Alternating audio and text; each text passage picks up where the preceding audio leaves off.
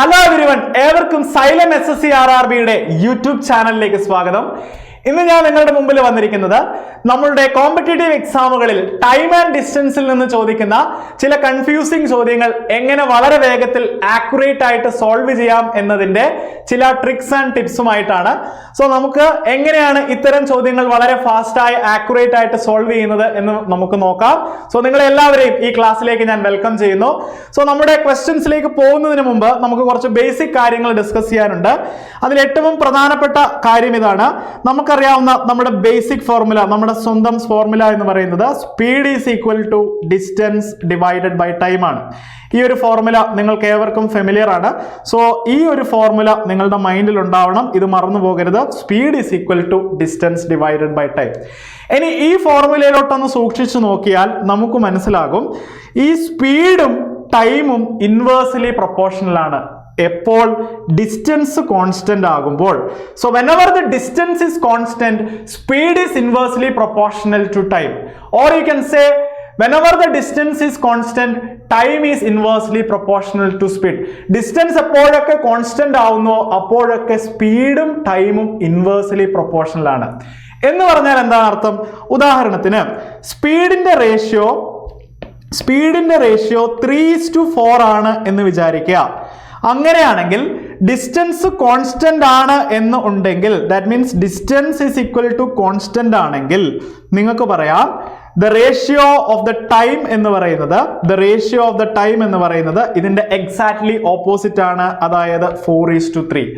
That means distance constant ആകുമ്പോൾ സ്പീഡിന്റെ ratio 3:4 ആണെങ്കിൽ ടൈമിന്റെ റേഷ്യോ അതിന്റെ നേരെ ഉൾട്ട ആകുന്നു, 4:3.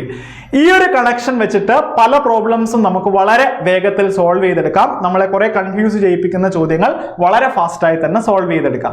സോ അതെങ്ങനെയാണെന്നാണ് നമ്മൾ ഈ സെഷനിൽ നോക്കുന്നത്. സോ നമുക്ക് ആദ്യത്തെ പ്രോബ്ലത്തിലേക്ക് പോകാം. ഇതാണ് first question. Ram walks at a speed of 24 km/h. Today the day was very hot, so walked at 5/6 of his average speed. He arrived at his school 20 minutes late. Find the usual time he takes to cover the distance between his school and home. അതായത് Ram 24 km/h വേഗതയിൽ നടക്കുന്നു. റാം ഏത് വേഗതയിലാണ് നടക്കുന്നത്? 24 km/h വേഗതയിൽ. ഇന്നത്തെ ദിവസം വളരെ ചൂടുള്ളതിനാൽ ശരാശരി വേഗതയുടെ 5/6 വേഗതയിൽ നടന്ന് റാം 20 മിനിറ്റ് വൈകിയാണ് സ്കൂളിൽ എത്തിയത്. സോ ഒരു ചൂടുള്ള ദിവസമായിരുന്നു. അപ്പോൾ റാം എന്താണ്, കുറച്ച് സ്ലോ ആയിട്ടാണ് നടന്നത്. 20 മിനിറ്റ്സ് ലേറ്റ് ആയിട്ടാണ് സ്കൂളിൽ എത്തിയത്. അവന്റെ സ്കൂളും വീടും തമ്മിലുള്ള ദൂരം മറികടക്കാൻ എടുക്കുന്ന സാധാരണ സമയം എത്രയാണ്? അതായത് നോർമലി ഒരു നോർമൽ ദിവസം, അതായത് ഇന്നത്തെ ദിവസം ചൂടുള്ളതുകൊണ്ടാണ് അവൻ ലേറ്റ് ആയത്. ഒരു നോർമൽ ദിവസം അവൻ എടുക്കുന്ന സമയം എത്രയാണ് എന്നുള്ളതാണ് നിങ്ങളോട് ചോദിച്ചിരിക്കുന്നത്. ഓക്കെ, അപ്പോൾ ഈ ഒരു ചോദ്യം എങ്ങനെ വളരെ ഫാസ്റ്റ് ആയിട്ട് സോൾവ് ചെയ്തെടുക്കാമെന്ന് നമുക്ക് നോക്കാം. ഇവിടെ റാമിന്റെ സ്പീഡിന്റെ ഒരു റേഷ്യോ തന്നിട്ടുണ്ട് അല്ലെ, 5/6 ഓഫ് ഹിസ് ആവറേജ് സ്പീഡ് എന്ന് തന്നിട്ടുണ്ട്. ഓക്കെ, അപ്പോൾ റാമിന്റെ സ്പീഡ് എടുക്കുവാണെങ്കിൽ റാമിന്റെ ഒറിജിനൽ സ്പീഡും അതേപോലെ തന്നെ റാമിന്റെ പുതിയ സ്പീഡും നമുക്ക് ഒന്ന് കമ്പയർ ചെയ്യാം. ഓക്കെ, സോ ഇവിടെ തന്നിരിക്കുന്ന റേഷ്യോ എന്ന് പറയുന്നത് 5/6 ആണ്. ഇവിടെ തന്നിരിക്കുന്ന റേഷ്യോ, അതായത് അവൻ എന്താണ്, യൂഷ്വലി എന്താണ്, അവന്റെ സ്പീഡ് 6 യൂണിറ്റ് ആയിരുന്നു. എന്നാൽ ഇന്ന് ചൂടുള്ളത് കൊണ്ട് അവന്റെ സ്പീഡ് എന്താണ്, 5 യൂണിറ്റ് ആണ് എന്ന് നമുക്ക് എടുക്കാം. അങ്ങനെയാണെങ്കിൽ നമുക്ക് ഇതിനെ എടുക്കാം. ഒറിജിനലി അവൻ പോയിക്കൊണ്ടിരുന്നത് 6 എന്ന യൂണിറ്റിലായിരുന്നു. ഇപ്പോൾ അവൻ പോയിക്കൊണ്ടിരിക്കുന്നത്, അല്ലെങ്കിൽ ഇന്നത്തെ സ്പീഡ് എന്ന് പറയുന്നത് 5 യൂണിറ്റ് ആണ്. സോ നമുക്ക് എടുക്കാം 6:5 എന്ന് എടുക്കാം. സോ ഇത് എന്തിന്റെ റേഷ്യോ ആണ്? ഇത് സ്പീഡിന്റെ റേഷ്യോ ആണ്. സ്പീഡ് എന്ത് കാണിക്കുന്നു എന്ന് നോക്കിയിരിക്കുവാണ് ടൈം അതിന്റെ നേരെ ഓപ്പോസിറ്റ് ആവാൻ വേണ്ടി. കാരണം സ്പീഡും ടൈമും ഇൻവേഴ്സ്ലി പ്രൊപ്പോർഷണൽ അല്ലേ. സോ സ്പീഡ് 6:5 ആണെങ്കിൽ ടൈം അതിന്റെ നേരെ ഉൾട്ട ആകും, 5:6 എന്നാവും. സോ ടൈമിന്റെ റേഷ്യോ നമുക്ക് എഴുതാം 5:6. ഇനി നിങ്ങൾ ഇവിടെ ചോദ്യത്തിൽ തന്നിരിക്കുന്ന ഡാറ്റയിലേക്ക് ഒന്ന് ശ്രദ്ധിക്കുക. He arrived his school 20 minutes late. So പുതിയതായി, അതായത് ഇന്നെന്താണ്, അവൻ 20 മിനിറ്റ് വൈകിയാണ് സ്കൂളിൽ എത്തിയിരിക്കുന്നത്. സോ എന്ത് ചെയ്തു? സാധാരണ അവൻ 5 യൂണിറ്റ് സമയം മതിയായിരുന്നു, ഇന്ന് അവന് 6 യൂണിറ്റ് സമയം എടുത്തു. സോ ഈ 5 യൂണിറ്റും 6 യൂണിറ്റും തമ്മിലുള്ള വ്യത്യാസം എന്ന് പറയുന്നത് എത്രയാണ് മക്കളെ? 20 മിനിറ്റ് ആണ് എന്ന് നമുക്ക് എടുക്കാം. ദാറ്റ് മീൻസ് 5ഉം 6ഉം തമ്മിലുള്ള വ്യത്യാസം എന്താണ്? 1 യൂണിറ്റ് അല്ലേ? അങ്ങനെയാണെങ്കിൽ 1 യൂണിറ്റ് എന്നത് 20 മിനിറ്റ് എന്ന് നമുക്ക് എടുക്കാമല്ലോ. 1 യൂണിറ്റ് എന്നത് 20 മിനിറ്റ് എടുക്കാം. അങ്ങനെയാണെങ്കിൽ അവൻ യൂഷ്വലി സ്കൂളിലേക്ക് എത്താൻ എത്ര സമയം എടുക്കുന്നു എന്നുള്ളതാണ് ചോദ്യം. അവന് യൂഷ്വലി എത്താൻ എത്ര സമയമാണ് എടുക്കുന്നത്? അവൻ്റെ ഒറിജിനൽ സമയം എത്രയാണ്? ഒറിജിനൽ സമയം എത്രയാണ്? 5 യൂണിറ്റ്. 1 യൂണിറ്റ്, അപ്പോൾ 1 യൂണിറ്റ് എന്ന് പറയുന്നത് 20 മിനിറ്റ് ആണെങ്കിൽ 5 യൂണിറ്റ് എന്ന് പറഞ്ഞാൽ 5 × 20 ആയിരിക്കും. 5 × 20 മിനിറ്റ് എന്നാൽ 100 മിനിറ്റ് കൊണ്ടായിരിക്കും അവൻ എവിടെ എത്തിച്ചേരുക? നോർമലി സ്കൂളിൽ എത്തിച്ചേരുക. അപ്പം നമുക്ക് എഴുതാം ഓപ്ഷൻ സി. സോ ഇവിടെ ഇത് സോൾവ് ചെയ്യാൻ നമ്മൾ ആകെ ചെയ്യേണ്ടത് ഈ തന്നിരിക്കുന്ന റേഷ്യോ, ഇത് സ്പീഡിന്റെ റേഷ്യോ ആണ്. സോ ആ സ്പീഡിന്റെ റേഷ്യോ ഒറിജിനൽ സ്പീഡ് എന്ന് പറയുന്നത് 6 ആയിരുന്നു, അത് എഴുതുന്നു. ന്യൂ സ്പീഡ് എന്ന് പറയുന്നത് 5 എന്ന് എഴുതുന്നു. ഇനി ടൈമിന്റെ റേഷ്യോ ഇതിന് നേരെ ഓപ്പോസിറ്റ് ആണ് വരിക. സോ സ്പീഡിന്റെ റേഷ്യോ 6:5 ആണെങ്കിൽ ടൈമിന്റെ റേഷ്യോ 5:6. എന്തുകൊണ്ടാണ്? ഈ സ്പീഡും അതേപോലെ തന്നെ ടൈമും ഇൻവേഴ്സ്ലി പ്രൊപ്പോർഷണൽ ആണ് whenever the distance is constant. So നേരെ എന്ത് ചെയ്തു? ടൈമിനെ തിരിച്ചെഴുതി. ഇനി ഈ ഒരു വ്യത്യാസം തന്നിരിക്കുന്നത് 20 മിനിറ്റ് ആണ്. അങ്ങനെയാണെങ്കിൽ 1 യൂണിറ്റ് എന്ന് പറയുന്നത് 20 മിനിറ്റ് ആണ്. അങ്ങനെയാണെങ്കിൽ അവന്റെ യൂഷ്വൽ ടൈം 5 യൂണിറ്റ് എന്ന് പറയുന്നത് 100 മിനിറ്റ് എന്ന് നമുക്ക് കിട്ടും. ഓക്കെ, അങ്ങനെയാണെങ്കിൽ മറ്റൊരു ചോദ്യം നോക്കാം. രണ്ടാമത്തെ ചോദ്യം ഒന്ന് നോക്കിക്കേ.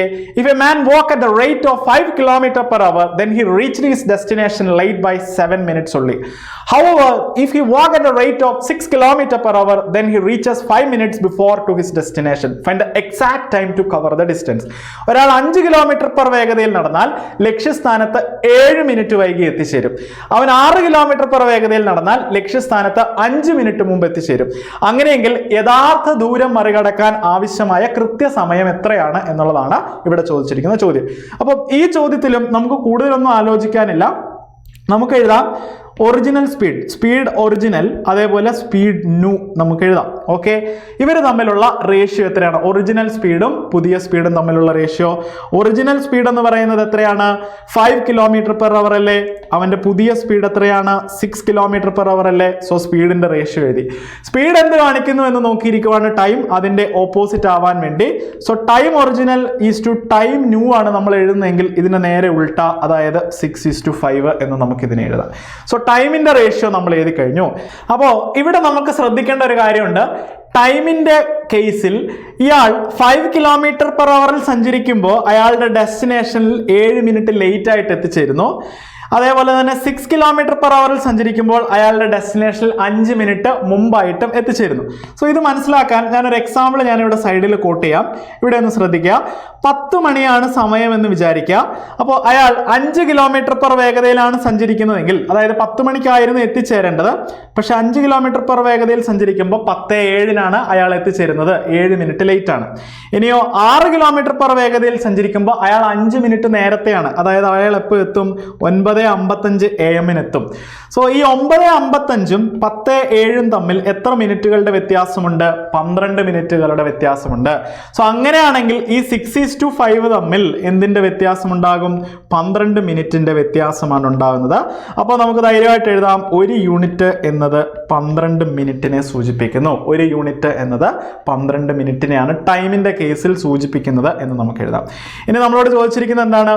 Find the exact time to cover the distance. അപ്പോൾ ഈ ഡിസ്റ്റൻസ് കവർ ചെയ്യാൻ ഇയാൾ എടുക്കുന്ന എക്സാക്ട് ടൈം എത്ര എന്നുള്ളതാണ് ചോദിച്ചിരിക്കുന്നത്. അപ്പോൾ ആദ്യത്തെ കേസിലായിരുന്നെങ്കിൽ 5 km/h പോയപ്പോൾ അയാൾ എടുത്ത സമയം എത്രയാണ്? 6 യൂണിറ്റ് ആണ്. അയാൾ എടുത്ത സമയം 6 യൂണിറ്റ് ആണ്. സോ 6 യൂണിറ്റ് എന്ന് പറയുന്നത് 1 യൂണിറ്റ് 12 ആണെങ്കിൽ 6 × 12 എത്ര എന്ന് വരുന്നു? 72 മിനിറ്റ് എന്ന് വരുന്നു. എന്നാൽ ആദ്യത്തെ കേസിൽ അയാൾ 7 മിനിറ്റ് ലേറ്റ് ആണ്. സോ 72 മിനിറ്റിൽ നിന്ന് 7 മിനിറ്റ് കുറച്ചാൽ എത്ര കിട്ടുന്നു? 65 മിനിറ്റ് ആണ് എന്ത് നമുക്ക് ആൻസർ ആയിട്ട് വരുന്നത്? The exact time taken to cover the distance. ഇനി നിങ്ങൾക്ക് ഇതിൽ നിന്നും ആൻസർ കണ്ടുപിടിക്കാം. അതായത് അയാളുടെ പുതിയ സ്പീഡിൽ 6 km/h വേഗതയിൽ പോയപ്പോൾ അയാളുടെ ടൈം എന്ന് പറയുന്നത് 5 യൂണിറ്റ് ആണ്. സോ ഈ രീതിയിലാണ് നിങ്ങൾ കാണുന്നതെങ്കിൽ 5 യൂണിറ്റിനെ നിങ്ങൾ എഴുതും 5 × 12, അതായത് 16 മിനിറ്റ്. അപ്പോൾ ഈ വേഗതയിൽ പോയപ്പോൾ അയാൾ 5 മിനിറ്റ് മുമ്പേ ആണ് എത്തിയത്. സോ 5 മിനിറ്റ് മുമ്പേ അയാൾ സാധാരണ എത്തുന്നതിലും 5 മിനിറ്റ് മുമ്പേ എത്തി. സോ ശരിക്കും എത്ര വേണമായിരുന്നു? ഈ 60-നോട് കൂടി 5 കൂടി ആഡ് ചെയ്ത് 65 മിനിറ്റ് തന്നെ അതിനും വേണമായിരുന്നു. അല്ലെങ്കിൽ സാധാരണ 65 മിനിറ്റ് ആയിരുന്നു വേണ്ടതെങ്കിൽ ഇന്ന് വേഗത്തിൽ നടന്നതുകൊണ്ട് 60 മിനിറ്റ് കൊണ്ടെത്തി. സോ ആ 5ഉം കൂടെ ആഡ് ചെയ്യുമ്പോൾ നമുക്ക് എന്ത് കിട്ടുന്നു? 65 മിനിറ്റ് എന്ന് കിട്ടുന്നു. സ്പീഡും ടൈമും ഇൻവേഴ്സ്ലി പ്രൊപ്പോർഷണൽ ആണ് എന്ന രീതിയിൽ കണക്ട് ചെയ്തെടുക്കുന്ന ഈ ഒരു മെത്തേഡ് നിങ്ങൾക്ക് ക്ലിയർ ആയിട്ടുണ്ടാവും എന്ന് ഞാൻ വിചാരിക്കുന്നു. കൂടുതൽ ടിപ്സ് ആൻഡ് ട്രിക്സുമായിട്ട് നമുക്ക് വീണ്ടും കണ്ടുമുട്ടാം. Thank you. Wish you all the best.